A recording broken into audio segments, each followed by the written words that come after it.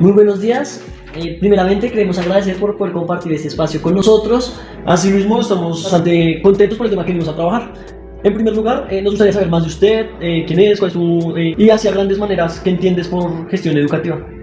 Bien, primero que todo, Jason, gracias por la invitación. Yo soy Natalie Grajales Solarte y soy la coordinadora de la licenciatura en Ciencias Sociales. En términos de mi desarrollo profesional, pues soy licenciada en Ciencias Sociales desde pregrado y tengo una maestría en Ciencia Política. Y he tenido experiencia en instituciones educativas, tanto escolares, eso quiere decir, he tenido la posibilidad de trabajar con estudiantes de primaria, bachillerato, y he tenido también la posibilidad de trabajar en instituciones universitarias, privadas y públicas, específicamente en la Universidad de los Andes, y actualmente pues estoy acá en la Universidad de la Gran Colombia y pues tengo en este momento la labor de coordinar a toda la licenciatura de Ciencias Sociales.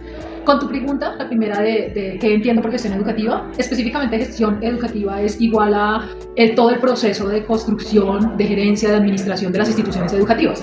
Entonces, hablar de gestión significa ser capaz de planificar procesos educativos, es igual a la capacidad de generar programas, es poder manejar recursos, es poder construir toda una institución educativa, poderla gerenciar, poderla administrar y poder obtener un éxito en esa labor. Entonces, eso es lo que uno entiende cuando se habla de gestionar el tema educativo. Y es tan sencillo como manejar, decidir qué se va a hacer, pero también saber qué dinero se va a utilizar, qué recursos se van a utilizar y que todo eso pues dé como un éxito en el objetivo a largo plazo.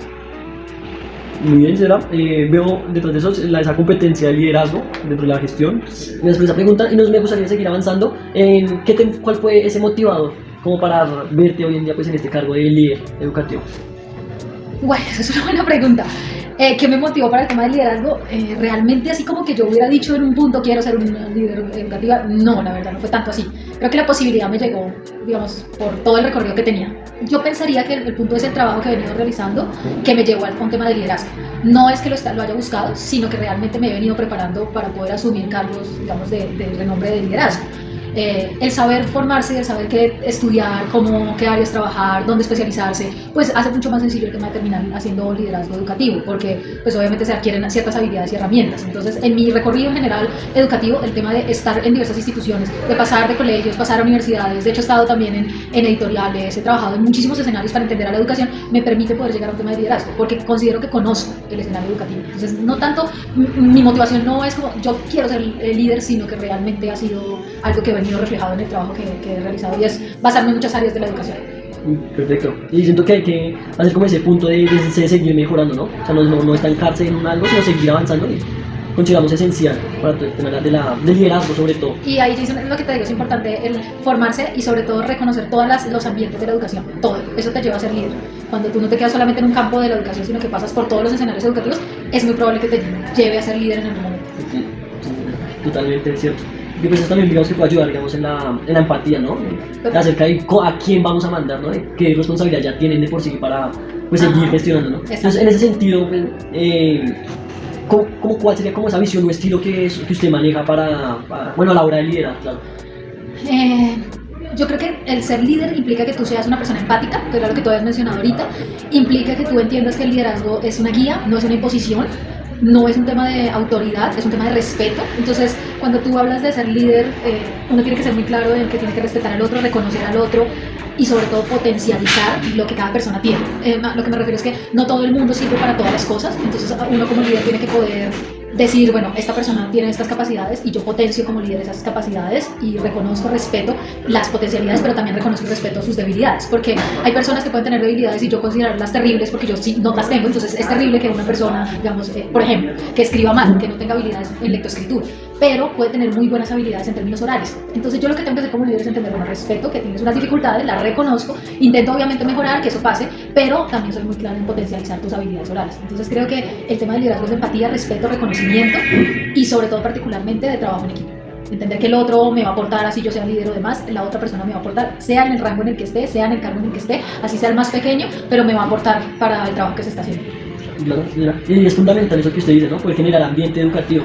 Entonces también nos da como ese estado de coherencia de gestión y en lo educativo. Entonces usando la educación pues para poder gestionar de mejor manera. Sí. Muchas gracias. La siguiente pregunta entonces que me surge es, bajo ese ámbito, no sé si nos puede contar la experiencia o no sé cómo nos es abordar. Pues usted como líder, ¿qué retos ha superado? ¿Con cuál se estrella directamente pues a lo largo de la carrera? ¿Cuál es el ámbito actual? Bueno, a ver, retos que he tenido bastantes. Una vez, de hecho, cuando estaba en un colegio, yo estaba liderando procesos de investigación en aula y el mayor reto era lograr que las personas entendieran lo que, digamos, yo me estaba buscando lograr en el objetivo. Entonces creo que eso es un reto difícil porque tú como cuando estás gestionando en términos educativos y cuando eres líder, tienes que ser capaz que las demás personas entiendan tu objetivo y sean capaces de entenderlo, interiorizarlo y puedan trabajar contigo para eso. Entonces creo que por ahí eso fue un reto difícil. Entre otros retos difíciles, el manejo de recursos. A veces uno se le ocurren ideas para mejorar en términos educativos en muchas cosas, pero los recursos no necesariamente están. Entonces uno quisiera tener una institución educativa, ya sea en universidad o en colegio, que tengan las super características de las mejores instituciones, pero en términos de dinero no existe esa posibilidad. Entonces creo que esos son uno de los retos más grandes y es saber también cómo gestionar, y por eso el tema de hacer gestión es también saber cómo obtener recursos. Porque el objetivo está, pero necesito también ciertas cosas para cumplirlo. Así que yo creo que un reto grande en términos de liderazgo y de todo lo demás es poder conectar el objetivo de trabajo que uno desea con todas las necesidades que eso lleva. Y ahí es donde está el reto real, y es poder responder con dinero, con personas, con el plan de trabajo, con todo. Entonces creo que ese es un reto muy fuerte para cuando se hace liderazgo educativo. Claro, estamos totalmente de acuerdo.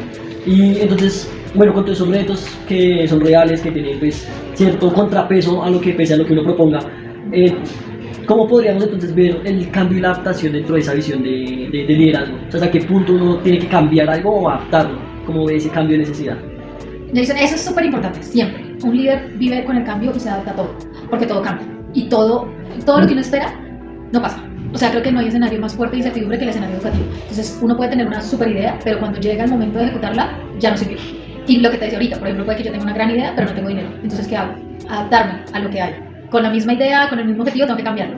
El cambio y la adaptación es fundamental en un ejercicio de liderazgo. Si tú no puedes generar cambios, si tú no te puedes adaptar a las situaciones, literalmente estás destinado al fracaso en cualquier campo, porque liderar implica entender que hay cambios y que se debe adaptar siempre a todo. Así que es casi como en medio de todo lo que mencioné antes de la empatía, el respeto y todo lo demás, hay que saber manejar la incertidumbre y el caos que genera el escenario educativo y saberse adaptar y saber generar los cambios necesarios para el objetivo.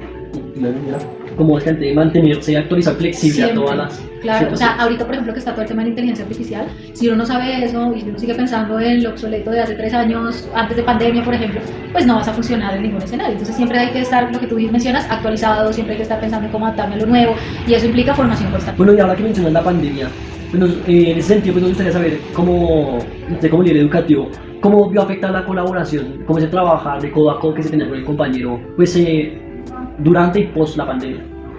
Durante la pandemia era muy difícil porque pues no estaba la posibilidad de la interacción directa. Entonces obviamente el trabajo se hacía mucho más complicado. Nadie estaba acostumbrado a trabajar con estas cosas de los medios de tecnología. Entonces obviamente todo nos costó muchísimo y creo que eso hizo modificaciones importantes en términos de la relación con el trabajo con el otro.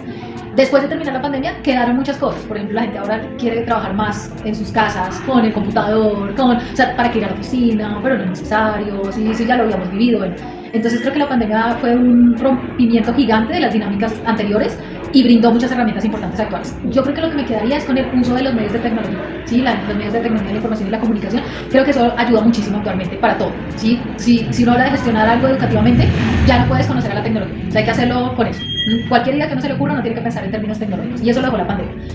Creo que también hay que señalar que la pandemia deja unas relaciones diferentes con las personas y ahí es como, digamos, cuando uno es líder de un equipo, pues tiene que entender que la pandemia también generó unas dinámicas diferentes con las personas, donde ya uno no se veía tanto y eso también hay que intentar ahora trabajarlo. Hay veces que uno puede decir, pues váyase a la casa y trabaje desde la casa, que es mucho más efectivo a que todos estemos metidos en un mismo sitio trabajando. Entonces es como adaptar lo que dejó la pandemia y traerlo a la actualidad, pero sí un cambio inmenso en todo lo que llevamos. Entonces creo que sí nos marcó un antes y un después y que ahorita nos toca trabajar con lo que tenemos. Y en ese sentido, entonces, usted de su experiencia profesional y educativa, ¿cuál cree que es la mayor consecuencia que se tiene post pandemia? Ese punto que uno dice, pase lo que pase, eso jamás va a volver a ser igual. Yo creo que lo que te mencionaba, el tema del uso de las tecnologías, el computador, el tema de Zoom, el tema de las reuniones virtuales, el tema de llevar cursos, por ejemplo, a aulas virtuales, eso es algo que ya no hay manera de devolverlo y que es muchísimo más grande ahora. Por lo que te mencionaba ahorita anteriormente con el tema de inteligencia artificial, todo eso vino más en avance después de la pandemia, porque claro, ahora todo el mundo piensa a partir de todo lo que significa un celular, una tableta, un computador, o sea, eso es lo para todo el mundo, ahora está eso. Entonces creo que eso fue lo que se hizo más fuerte y se quedó y ahora va a ser muchísimo más fuerte para todo el trabajo en general, ya sea en aula, ya sea en una institución educativa, ya sea gestionando cualquier tipo de situación, ya sea liderando, hay que contar con los medios de la tecnología, los medios de la comunicación y la información. O sea, hay que contar con eso y eso es netamente pandemia literal. Entonces sí, hay que resaltar ese punto de que las tecnologías llegan, crecen y empiezan a crecer casi de manera exponencial. Total. Otra cosa que crece de manera exponencial, y pues que es una circunstancia pues que se ve mucho dentro de la educación, gustaría que nos hablara así dentro de su grupo de trabajo actual o si tiene una experiencia, o sea, tipo el exceso de trabajo hasta el punto de que más. Sí, sí se ve muchísimo. ¿Sabes algo que pasó también con la pandemia? Y es que se rompieron los horarios de trabajo tradicionales. Entonces, no sé si en el caso de ustedes como estudiantes tal vez les pasó, pero como que uno normalmente pensaba, bueno, yo trabajo de 8 a 5, ¿sí? Entonces como que uno dice, yo trabajo 8 horas y termino mi hora de trabajo y me voy. Eso pasaba antes. Cuando llega la pandemia, pues uno en la casa, pues el horario realmente... Entonces uno no sabía si de verdad salía a las 5 de la tarde, porque podía perfectamente estar trabajando hasta las 10 de la noche, porque estaba en la casa, relajado y eso. ¿Eso qué lleva a que muchas de las dinámicas actuales en los equipos de trabajo estén muy relacionadas con que uno ya no es consciente del horario. Entonces, claro, si a ti no te ponen un horario, pues te vas a quemar, ¿sí? Porque si uno no trabaja de la manera equilibrada, pues perfectamente va a haber un tema de un burnout súper claro. O sea, trabajadores quemados que no van a producir igual. Eso está muy presente ahorita y eso se adapta a lo del tema de la pandemia. Ahorita actualmente nos toca con los equipos de trabajo ser muy claros con los horarios. Entonces se tiende a decir, ok, el horario son 8 horas o 8 horas. Y luego de las 8 horas no aparecemos de ninguna manera, porque también aparecen los celulares, entonces que mensajito por WhatsApp como, mira, es que necesito que nos ayudes con este trabajo, es que toca hacer esto. Eso es quemar al trabajador. Entonces, nuevamente con las tecnologías, la tecnología hace que yo, si te necesito a ti, Jason, tú estás trabajando conmigo y te necesito a las 6 de la tarde para que me envíes un dato, pues te voy a escribir. Y no está bien, porque tú en ese momento deberías estar descansando, me imagino yo que es más lógico. Entonces, sí pasa mucho y hay que manejar y controlar. Entonces, por ejemplo, nosotros lo que hacemos es horarios claros y no se atiende a nadie, no se le pide a nadie nada por fuera de su horario de trabajo. Somos muy respetuosos con eso para evitar ese tipo de situaciones. Pero la realidad es que post pandemia, la mayoría de trabajadores en todos los sectores están viviendo casi muy fuertes de volcán, porque están trabajando a niveles mucho más grandes de lo que deberían estar haciendo. Y se quedó de la pandemia. O sea, se quedó como esa sensación de que eso debería ser así. Y no es así. Entonces, pues se ve muchísimo. Hay que saberlo trabajar y hay que saberlo manejar. Un líder tiene que tener eso claro, porque si no, ¿qué más los trabajadores se van, renuncian o terminan con enfermedades mentales, que eso también se ve muchísimo actualmente, o simplemente con enfermedades físicas, porque también, pues no sé, tú lo ves, supongo que lo sabes, Jason, si uno mentalmente no está bien, el cuerpo inmediatamente va a responder y pues uno termina con trabajadores incapacitados, no van, no bien, o sea, en fin, un caos que no sirve realmente para la efectividad del trabajo. Y esa es la palabra, ¿no? Eficiencia, porque es ineficaz que tener a trabajadores al límite. Si yo te lleno a ti 2 horas de trabajo y tú me enfermas cada 2 días, pues la verdad es que no me sirve. Entonces necesito tú que tengas tus 8 horas, que descanses y estés bien y me sigas generando la misma ganancia a que yo te queme y me termine generando pérdidas. Totalmente de acuerdo. En ese sentido, hay otra problemática, ya pues entiendo que nos vamos muy por el camino humano, que es la maternidad. ¿Podría hablar un poco de situación o cómo la ha afectado, digamos, dentro de la maternidad? No solamente maternidad en el sentido de que esté embarazada, sino pues que también sabemos que pues que pueden tener hijos, incluso los padres, por toda la dinámica padre-hijo, madre-hija, que se pueda presentar. Si nos podría hablar de ello pues desde su liderazgo académico. Sí, nunca está embarazada, la verdad, entonces pues no, que me haya afectado a mí directamente no. Pero obviamente trabajadores sí lo han tenido. Hay que decirlo pues que hay unas normas muy puntuales legislativamente que las protegen a las mamás y de hecho que también tienen el tema de la protección al padre que tiene una semana en la cual puede estar con su hijo, que es poco pero pues está. Y pues en términos legislativos pues una mujer embarazada no puede ser discriminada, no puede ser echada de su trabajo, entonces como que hay una protección muy importante y eso se respeta muchísimo. Claramente yo te puedo decir como eso en la ley se ve así, entonces la mamá es protegida, el papá tiene una semana para que vaya y pase con sus niños, la mujer después del embarazo tiene 3 meses para que esté con sus bebés o su bebé, y eso es lo que se ve legislativamente y eso hay que cumplirlo. Ahora, si tú me lo preguntas a mí directamente como, bueno, uno como jefe, por ejemplo, como en un cargo de liderazgo, ¿eso cómo me afecta? Afecta mucho y eso obviamente se siente. Pero también es cierto que cuando uno es un buen líder, uno reconoce que esta situación está presente, da todo el apoyo que sea necesario y pues en la medida de lo posible genera todo un plan de respuesta ante eso. Entonces, si hay una mujer embarazada, pues uno ya sabe que ella se va a marchar, entonces pues toca responder de la mejor manera y un buen líder lo sabe hacer de la manera correcta. Un mal líder se queda con lo que yo te dije, está mal que alguien se embarace porque voy a perder un trabajador, una trabajadora, eso está mal, no debería pasar y perfectamente no contrato a mujeres, que eso pasa mucho. ¿Sí? Entonces hay mucha gente que cuando está contratando diciendo a una mujer no, y mujeres en edades particulares, ¿sí? Porque pues, tú también sabes, pues, si contrata a una mujer de 60 años, pues no va a esperar que se embarace, o sea, sería un caso además atípico que tocaría revisarlo, pero no sé, entonces como que también puede pasar que uno como jefe, ¿no? Entonces yo no voy a contratar mujeres de edades entre 18 a 40 años, pues porque están en edades de posible embarazo, y eso afecta directamente a las mujeres, eso sí es muy grave, porque ya no contratan mujeres por decisiones de no contratar mujeres por eso, y eso claramente las afecta bastante. Vaya, tema bastante polémico que tiene la sociedad, ¿no? Y bueno, ya para terminar, nos gustaría como que eras como una, bueno, sí, decía, como una pequeña reflexión o a modo casi conclusivo de qué relevancia tiene socialmente la gestión educativa, no solo en entornos educativos, sino para entornos sociales, más porque me has hablado sobre ese componente humano que hay detrás del liderazgo. Yo creo que es muy importante el saber sobre gestión educativa. Por ejemplo, en el caso de nosotros que trabajamos con las licenciaturas, es decir, próximos profesores o personas que van a trabajar en el campo de la educación, es fundamental saber de gestión educativa. ¿Por qué? Porque es lo que permite que se crezca realmente en el campo de la educación. Es decir, significa crear planes de trabajo reales que impacten a la comunidad, que den resultados buenos y que permitan que la comunidad crezca. Entonces, A mí me parece, por ejemplo, que en formación de los licenciados deberían saber de esto, porque puede ser muy posible que en algún momento tengan que tener un cargo de líder en el campo de la educación, sea en un colegio, en una universidad, en una fundación, en una ONG, de hecho en embajadas, en ministerios, porque ahora hay un movimiento muy grande de contrato a licenciados, y ellos tienen que saber qué significa gestionar, tienen que saber qué significa crear un plan de trabajo, significa qué recursos necesitan, qué materiales necesitan, qué equipo de trabajo necesitan, y sobre todo necesitan saber cómo manejar todo eso de una manera coherente con todo lo que necesitan hacer. Entonces creo que lo de gestión educativa es fundamental para un licenciado, se debe saber y trabajar con comunidad para obtener resultados que hagan crecer a la comunidad, que creo que es lo más importante. Entonces, me parece que el trabajar, entender la gestión educativa, el saber cómo funciona y el formarme para ser un gestor educativo es fundamental en una sociedad como la colombiana que necesita tantas transformaciones y tanto trabajo bien planificado y bien construido. En pro de la educación. Exactamente. Profesora, le agradecemos muchísimo por ese espacio que comparte con nosotros y esperemos que tenga un buen día. Gracias, Jason, a ustedes por invitarme y pues cualquier cosa, aquí nuevamente los esperamos. Muchas gracias. ¿Verdad?